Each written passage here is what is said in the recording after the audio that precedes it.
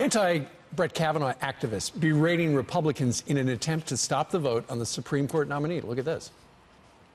Mr. McConnell, how do they feel? Mr. McConnell, we know that you respect the Democratic Please don't block the way, ma'am. Excuse me, are you assaulting me?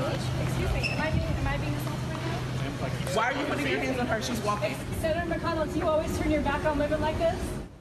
But despite that harassment, Senate Majority Leader Mitch McConnell vows the vote will go on this week.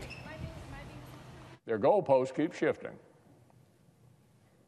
but their goal hadn't moved an inch, not an inch. The goal's been the same all along. And so let me make it very clear. The time for endless delay and obstruction has come to a close. We'll be voting this week. After they get the information from the FBI. So is it time to vote on Brett Kavanaugh? Here to debate, we've got spokesperson for the RNC, Kayleigh McEnany, and Fox News contributor, Jessica Tarlov. All right. I've got a feeling you don't agree on this. Jessica, after the FBI submits their investigation where they go out and they interview all these people, will it be time to vote? I think it will be time to vote then, as long as they are permitted, obviously, by the White House to interview as many people as they see fit. It seems like President Trump is on that page from his impromptu remarks yesterday, where he was the White House has said, just interview anybody you want. Just be done by Friday. Yes, right. But then you have the NBC report from yesterday that it shows that Brett Kavanaugh actually knew about Deborah Ramirez's allegations before the New Yorker story, which contradicts his testimony from last week. Another allegation against him.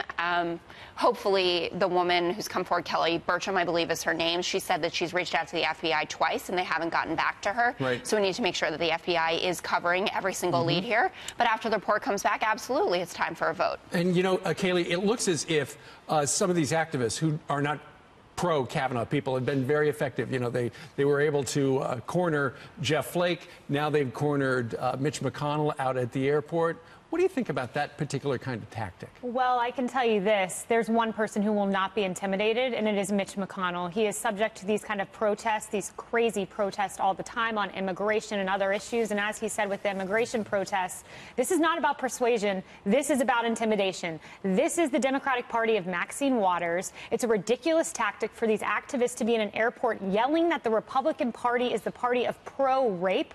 Give me a break. And then one of these activists was thrusting herself next to one of the agents by Mitch McConnell and then yelling that he assaulted her. These tactics don't work. And if they're so concerned with sexual assault, as they should be, as we all should be, why aren't they in Minnesota protesting Keith Ellison? Jessica, remember, I think it was a couple of months ago, some activists or protesters got really close to Mitch McConnell. And then his wife, Elaine Chao's the one who said, hey, get out of here, she you was guys. Awesome. Talk about a lady boss there. She's like, get out of my husband's way. You can't like this kind of confrontation. No, it's certainly not how I go about expressing my political opinion, but these people do represent us. Our tax dollars pay them. I'm very against hounding anyone out of a restaurant. I really appreciated that Beto O'Rourke stood up for Ted Cruz and said him and his wife should obviously be able to eat anywhere. But I do think with something this important that people should be able to express themselves. I think what happened with Jeff Flake, which obviously mattered a lot to him, to hear from survivors of sexual assault directly how important this issue is. They were activists. That doesn't. They were. Yeah, they were. But you're not claiming that they weren't sexually assaulted. No, yeah, a lot of people are. Republicans have activists as well, who I'm sure if they had the opportunity to talk to Chuck Schumer about something, would say something to him. These protesters were both from the same group, the ones that accosted Flake and McConnell, and they were from a George Soros activist group. Yeah. And if you're interested George in changing Soros minds, isn't such a dirty word to me.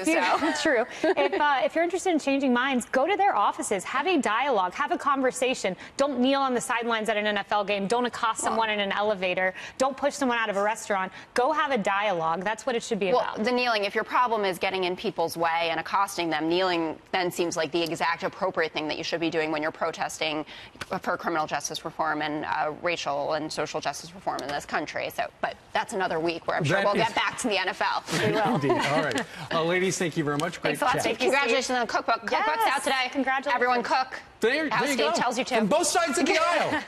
Can't we all just get along? Well, I can't actually cook. I don't know if that's a liberal thing, but the cookbook will help you. Easy recipes. And great Instagram posts. All right. Thank you very much.